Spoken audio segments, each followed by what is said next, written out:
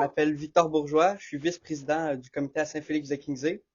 Moi ainsi que tout le partenaire 12-10 sommes très heureux que vous nous accueilliez dans les studios d'énergie Ça fait et plaisir. que vous ayez accepté notre invitation. Ah oui, ben écoute, ça me fait plaisir de vous recevoir exactement là où on fait sa rentre au poste tous les jours.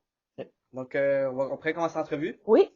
Donc, aujourd'hui, j'ai 3 questions à vous poser. OK. Donc, on va tout de suite commencer avec la première. Y a-t-il des études spéciales qu'il faut faire pour venir animer à la radio comme vous faites? Non, il n'y a pas de prérequis. C'est pas comme quand on devient médecin puis que ça nous prend un diplôme. Évidemment qu'une formation en communication, ça fait pas de tort. Par contre, il y a des gens de tous les horizons qui peuvent se ramasser à la radio. Ça prend quand même un bon français. Donc, peu importe le programme qu'on choisit, tu sais, de vraiment bien savoir écrire, parler, placer la voix. Il y a quand même des choses à apprendre dans le monde de la radio. Fait qu'un bon cours en communication peut nous le donner. Sinon, ben d'écouter beaucoup la radio, de pratiquer, d'exercer, c'est vraiment ça. Donc, il y a par exemple, moi j'ai étudié en histoire, en sciences politiques, puis en communication. Donc, j'étais pas prédestinée pour faire de la radio au départ, ni de la télé, là. Et tu sais, Sébastien Benoît, avec qui j'ai travaillé, a fait ses études en droit. La plupart de mes collègues n'ont pas vraiment d'études. Mais ça dépend de ce qu'on veut faire. Parce que si on veut être journaliste, ben à ce moment-là, oui, ça prend une formation de journalisme. Là. Donc, tous les chemins mènent à Rome, comme on dit. Tous les chemins mènent à la radio. Donc, pour continuer, quelle importance accordez-vous à l'activité physique? C'est essentiel parce que on a le milieu du travail est quand même sédentaire. Puis ça vient avec beaucoup de stress, la compétition, l'anxiété. Puis souvent la meilleure chose pour ça, un des bons remèdes, c'est justement de balancer ça avec de l'activité physique, de bouger. Tu sais, de l'activité physique, ça peut être juste sortir prendre une marche aussi, là, mais de pas toujours rester dans nos têtes. Parce que nous, on travaille avec des écrans d'ordinateur. Moi, j'ai mon ordinateur ici, j'ai l'ordinateur là. Fait que c'est beaucoup d'écrans, beaucoup de stimuli. Fait qu'à un moment donné, ça vaut. Pour moi, en tout cas, c'est essentiel de bouger. Là.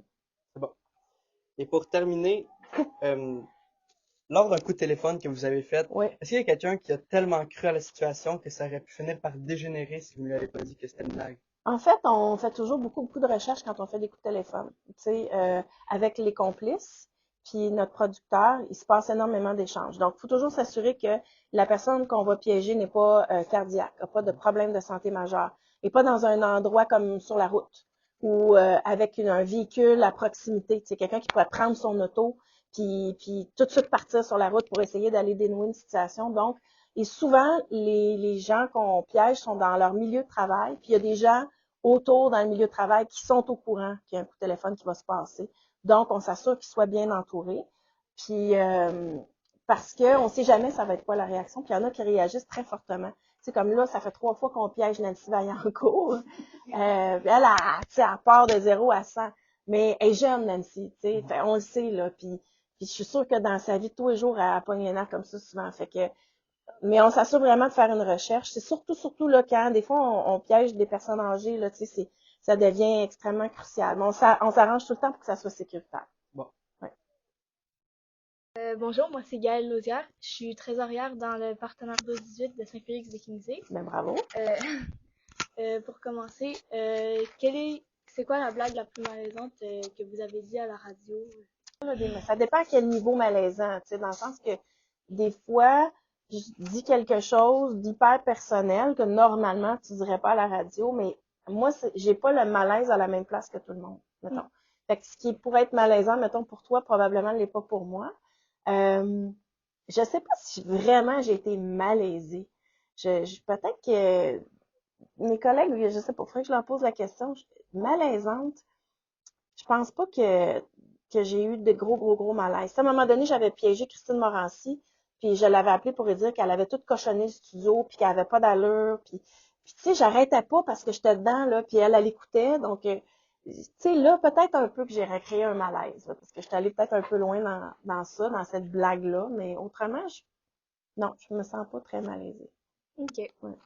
Puis, comment définiriez-vous le métier d'animatrice à la radio? C'est un métier c'est comme ça ressemble à du théâtre, d'une certaine façon. C'est de l'improvisation. Donc, quand on est en situation d'improvisation, c'est un jeu humain très serré. Donc, c'est beaucoup d'écoute. c'est souvent plus important ce qu'on dit pas que ce qu'on va dire, surtout quand on travaille à plusieurs. C'est très important que je parle pas en même temps que toi, que tu parles pas en même temps que moi. Donc, pour ça, on se regarde énormément, on est toujours en train de se regarder. Tu peux pas être sur ton téléphone cellulaire et attendre ton tour, là, quand tu fais de la radio. Ouais. On est très engagé dans ce qu'on fait. C'est un peu comme le hockey, on joue en trio, nous autres, là, fait que ça va vite sur la patinoire, puis on se lance la rondelle, puis ce qu'on espère, c'est marquer un but. Donc, c'est un travail où il faut savoir parler de manière efficace, concise. Il faut avoir un sens de l'humour, un sens du rythme, puis une connaissance, si on veut, des codes de radio, comme je te disais. C'est-à-dire que quand l'animateur s'en va présenter une chanson, ben c'est pas le temps d'aller partir un sujet ou ouvrir une parenthèse. Fait que c'est beaucoup de rodage, beaucoup de pratique. OK. Puis, que pensez-vous des jeunes qui travaillent, euh, je m'excuse, qui s'impliquent bénévolement dans leur municipalité? Ben pour moi, c'est la base de tout. C'est-à-dire que, tu sais, moi, j'aurais pas fait le métier que j'ai fait si j'avais pas fait des activités parascolaires, si je m'étais pas impliquée. C'est important de s'impliquer parce que c'est ça qui fait qu'on va chercher des connaissances différentes, qu'on se découvre aussi, tu sais. À l'école, on apprend des choses, on est exposé à certaines activités, mais plus on ouvre jeune, plus on se donne la possibilité de découvrir quelque chose. Moi, j'étais pas prédestinée au travail que je fais. Je pensais que j'étais très bonne en arts plastiques. Je pensais que j'allais faire carrière en arts plastiques.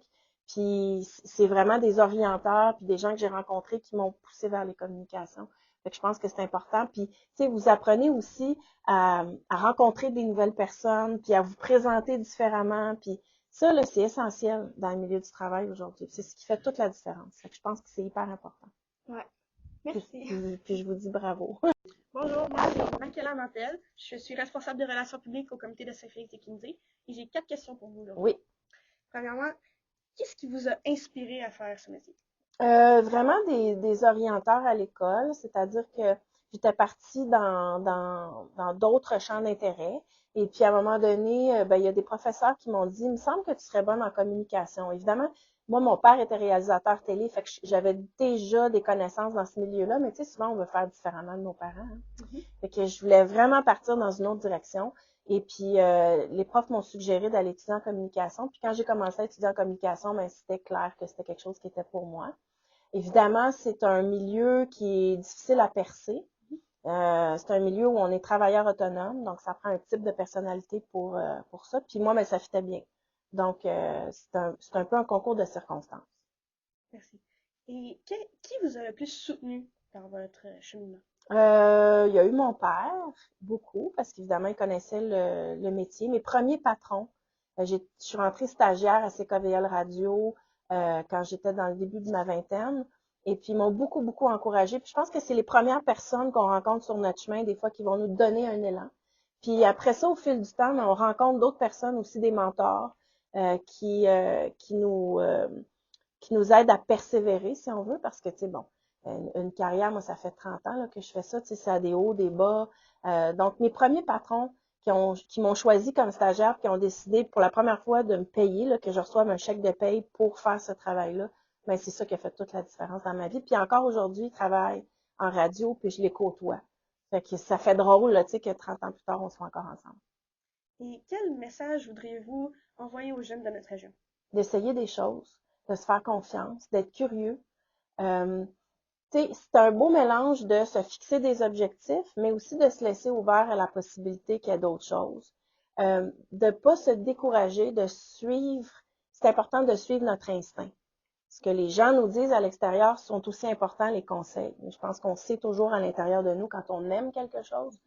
Et moi, je suis persuadée que quand on aime quelque chose, on a du talent là-dedans, puis on a la possibilité de réussir. Je pense qu'aujourd'hui, on est appelé à faire plusieurs carrières différentes. Fait que je pense que c'est pour ça que c'est important de s'ouvrir à plein de sujets.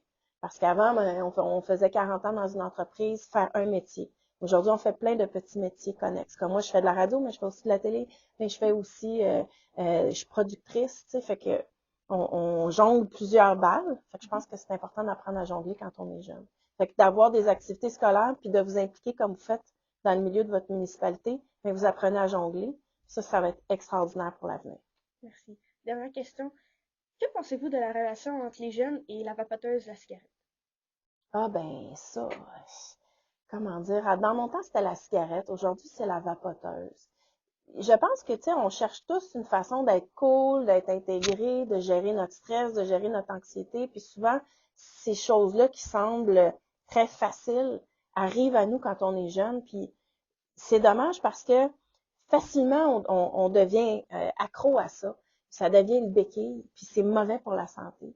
Puis moi, j'ai perdu mes parents très jeunes du tabagisme, de la cigarette, ils sont morts très, très jeunes. Fait que ça a eu vraiment un impact sur moi. Puis la santé, tu sais, c'est tellement important. C'est la santé qui va nous permettre de, de réaliser notre potentiel. Fait qu'une vapoteuse, là, ça nous mène à rien. Donc, je trouve ça décevant. Puis en même temps, je comprends les jeunes parce que on est tous exposés à ça. Mais ça vaut pas la peine. Merci. Bonjour, Madame Savard. Bonjour. Je suis Charline Deltier, responsable des relations publiques dans le comité 12-18 de Lefebvre. Pour vous, la persévérance scolaire, c'est? Oh mon Dieu, la persévérance scolaire, ça m'en a tellement pris, moi. Ben, en fait, c'est d'accepter des fois que on a des défis, des obstacles. Il faut les accepter. Moi, j'avais tellement de difficultés en mathématiques, c'était épouvantable. Là, j'ai vraiment, vraiment, vraiment eu besoin d'aide. Puis encore aujourd'hui, là, c'est quelque chose que je maîtrise pas très bien. Puis au secondaire, ben ça a été un enjeu majeur pour moi. Je remercie, tu sais, je sais pas comment dire ça, tous ceux qui m'ont aidé parce que, tu sais, ça me prenait ma scolarité pour réussir à faire ce que je fais aujourd'hui. C'est sûr que les mathématiques, ça me sert pas à grand-chose dans mon travail, mais il fallait que je réussisse à les faire. Je suis contente d'avoir persévéré, puis il y a eu des moments de découragement intense, là, surtout en secondaire 4, là, quand on a commencé à faire de l'algèbre, moi j'étais complètement perdue là-dedans, puis et j'ai passé là, limite. Fait que de persévérer, ça m'a donné confiance. J'ai été très fière de ça. J'ai trouvé ça très difficile en même temps. Euh, mais ce que je pense, c'est que c'est essentiel. Tu sais, des fois, je dis, ça dure pas longtemps à l'école, mais quand tu es dedans, tu as l'impression que c'est une éternité. Il faut juste passer à travers, puis trouver des outils. Puis tu sais, même si c'est de juste passer là, à la note de passage, c'est suffisant. On n'est pas être bon dans tout, mais il faut faire la route au complet. Qu'est-ce que vous préférez de votre travail? Le rire, la synergie, la communauté, le sentiment d'accomplissement, la fierté de savoir que je mets des gens de bonne humeur. Tu sais, juste en m'en venant ici, tu sais, je suis entrée dans ma voiture au centre-ville, puis il y avait un camionneur qui me disait, moi, ça me déstresse tellement quand l'émission commence. C'est le sentiment de contribuer. Je pense que c'est ça qui fait une différence dans n'importe quel travail. Là. C'est ça qui est le plus important pour moi. Là. Qu'est-ce que vous vouliez faire à notre âge? Ah, mon Dieu, je voulais être artiste. Moi, je voulais faire des peintures puis des sculptures. Ah. Ouais. Fait que j'ai étudié, je voulais aller en beaux-arts. Donc, j'étais très spécialisée en arts plastiques. Et puis, mon rêve, là, c'était d'avoir un atelier à New York. Donc, c'est bon. Là, après, j'ai monté mon portfolio, j'ai réussi à me faire accepter aux Beaux-Arts, puis finalement, mes profs m'ont dit que ben, j'étais pas si bonne que ça, finalement. En tout cas, pas assez pour en faire un métier. Et puis là, je suis allée en histoire, là, la même chose. Après, j'ai fait un majeur en histoire, puis il fallait comme se spécialiser, là. Et puis là, ben, mes profs m'ont dit, ben, t'es peut-être pas tant historienne, tu sais. Fait que, il fallait que j'accepte une réorientation à quelques reprises. Fait que je me voyais faire autre chose. Ben, finalement, je suis bien contente. Merci. Ça me fait plaisir.